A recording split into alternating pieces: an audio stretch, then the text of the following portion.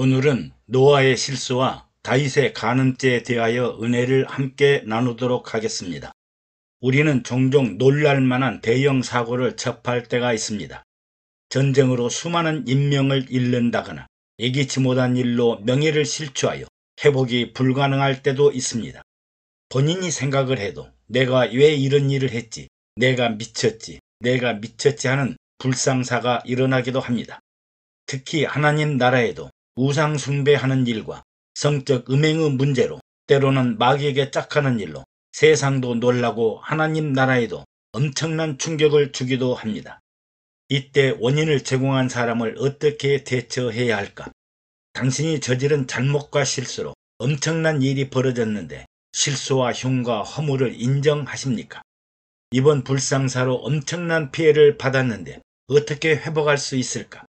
다행히 본인의 실수와 흉과 허물을 인정하는 사람도 있지만 대부분이 부인하기도 하고 또 전혀 자신도 모르는 생소한 일이라고 가슴을 치고 애통하는 사람도 있습니다. 성경은 흉과 허물과 실수를 깨닫도록 때로는 선지자들을 보내기도 하고 수시로 율법이라는 거울 속에 자신을 보고 회개하기도 하고 성령의 책망하심을 통해 하나님의 깊은 뜻을 이해하기도 합니다. 먼저 다윗의 경우를 살펴보겠습니다.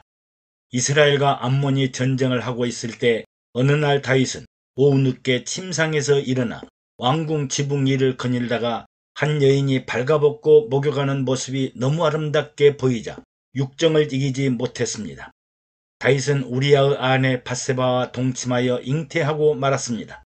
위기에 직면한 다윗은 전쟁 중에 있는 남편 우리아를 궁으로 불러들여 아내 밧세바와 동침하여 잉태하도록 배려하며 남편에게 책임을 전가하려고 술수를 부렸습니다. 그러나 충실한 우리아는 하나님의 언약궤와 이스라엘의 군대가 바깥 영체에 머물러 전쟁을 하고 있으며 내 주 요압과 신복들이 전쟁에 나가 있는데 내가 어찌 집으로 가서 먹고 마시고 내 처와 같이 자리이까 하고 집에 돌아가기를 거절합니다. 다윗은 우리아의 충직함으로 자기의 계획이 실패로 돌아가자 요압 장군에게 우리아를 전쟁 깊숙한 곳에 선봉으로 보내었다가 적들에게 죽도록 하라고 공권력을 이용한 살인교사 행위를 명령합니다. 우리아가 예상대로 선봉으로 공격하다가 적에게 죽자 다윗은 너희가 어찌하여 성에 그처럼 가까이 가서 싸웠느냐, 저희가 성 위에서 쏠 줄을 알지 못하였느냐 하고 책임을 부하들과 전쟁의 희생으로 돌렸습니다. 밧세바가 남편 우리아의 죽음을 듣고 호곡하였으며 장사를 마치자 다윗은 밧세바를 궁으로 불러들여 불륜의 아들을 낳았습니다. 거짓은 거짓을 낳고 죄는 죄를 불러오고 죄악이 잉태하여 사망에 이르게 됩니다.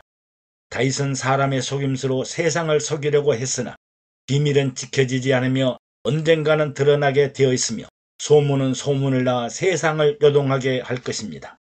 이에 하나님은 선지자 나단을 다윗에게 보내 부자와 가난한 사람이 있는데 부자는 양과 소가 심히 많았으나 가난한 자는 아무것도 가진 것이 없고 있는 것이라고는 자기가 사서 기르는 작은 암양 새끼뿐인데 자기와 자녀들이 함께 먹고 마시고 품에 품고 자기도 하여 마치 자기 딸과 같이 애지중지하게 길렀습니다. 그런데 부자에게 어떤 행인이 오자 자기 소유의 양과 소를 잡지 않고 가난한 사람의 양 새끼를 빼앗아다가 자기 손님을 대접하였습니다.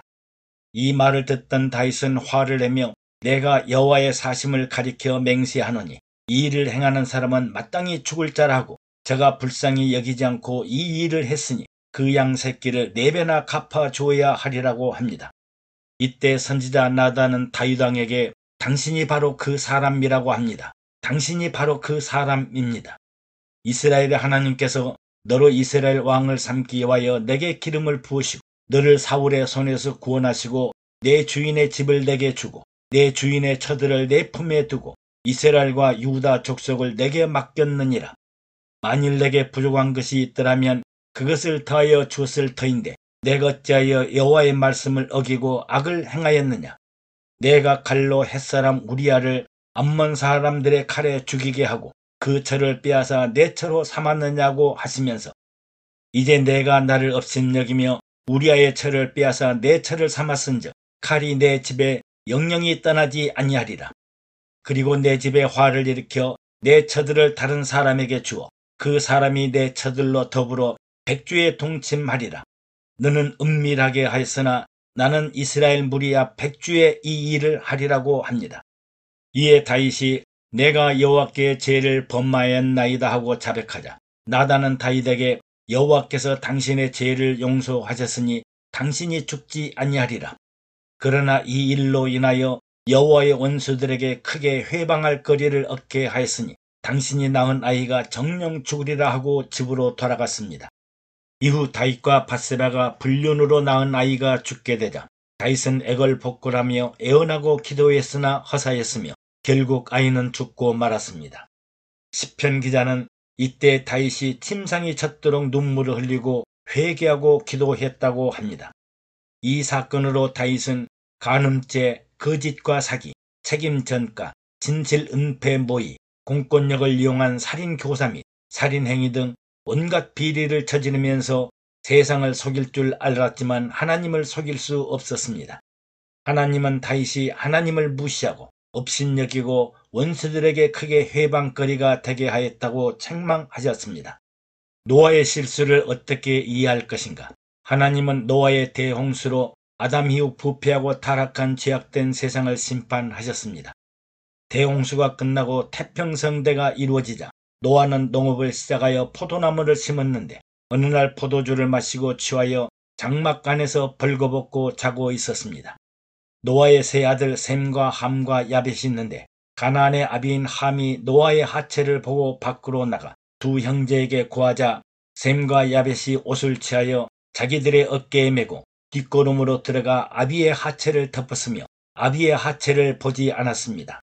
노아가 술이 깨어난 후에 아들들이 자기에게 행한 일을 알고 흉과 허물과 실수를 세상에 떠버린 함은 저주하였으나 노아의 허물을 감추어진 셈과 야벳은 축복하였습니다. 결국 가나안의 함 족속은 셈 족속과 아벳 족속의 영원한 종이 되고 말았습니다. 흉과 허물과 실수는 노아가 했는데 흉과 허물로 인한 결과는 아들들이 부담해야 했습니다. 여러분, 노아의 실수를 어떻게 이해를 해야 하나요? 왜 흉과 허물과 실수를 덮어야 할까요? 한 사람의 흉과 허물과 실수는 우리 모두의 실수이며 우리 가족 공동체의 실수이며 밖으로 드러나게 되면 원수들에게 조롱의 빌미를 주게 되므로 온갖 조롱과 멸시와 무시를 당하게 됩니다. 즉 아버지가 도적이나 강도나 살인자이면 아들들은 도적이나 강도나 살인자의 아들이라고 불리게 됩니다. 그러나 올림픽에 금메달을 딴 집안은 금메달 아버지, 금메달 형제들이라고 부르게 됩니다. 그러므로 아버지의 영광과 은혜는 곧바로 나의 영광이 되고 우리 가족 공동체 모두의 영광과 은혜가 되므로 하나님을 무시하거나 업신여기거나 원수들에게 조롱받지 않도록 유의해야 합니다. 그런데 오늘날 흉과 허물과 실수를 하는 지도자들과 교회들이 노아를 비난했던 함이 저주를 받은 일을 기억하라면서 자신들을 합리화하거나 비합리적인 정당성으로 자신들을 옹호하려고 합니다.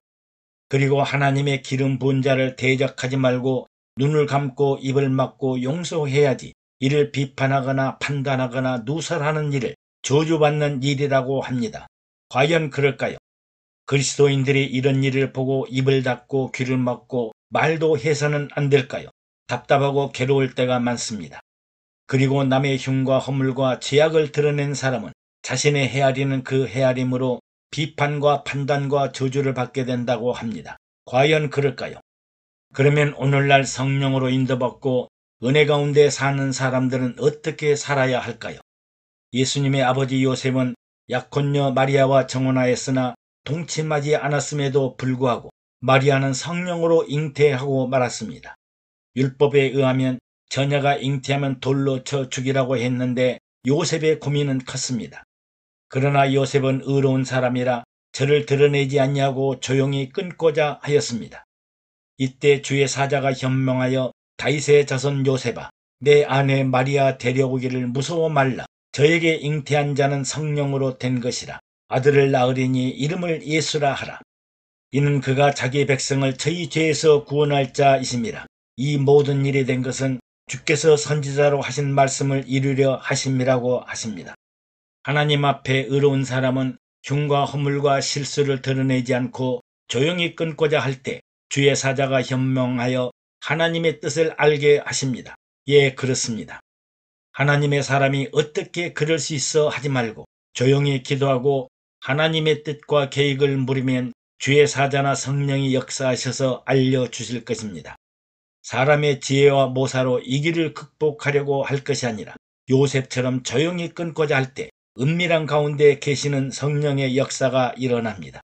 여러분, 우리는 성령 하나님과 동행 동거 교통 교제 가운데 살고 있습니다. 요셉을 바라보면서 다윗을 생각하면서 노아를 기억하면서 성령의 가르침과 깨달음 속에 살아야겠습니다. 사람은 육체 안에 욕망과 욕심을 가진 인간으로 실수가 없는 사람이었고 흉과 허물과 죄로부터 자유로운 사람이 없으므로 이를 비판하고 판단하고 정죄하기보다는 반면 교사로 삼아야 합니다. 하나님은 하나님을 무시하고 업신여기고 욕하게 하고 원수에게 조롱받게 되는 것을 용서하지 않으시기 때문입니다. 애청해 주셔서 감사합니다. 여러분의 구독과 좋아요 그리고 댓글은 영상 제작에 많은 격려가 됩니다. 샬롬.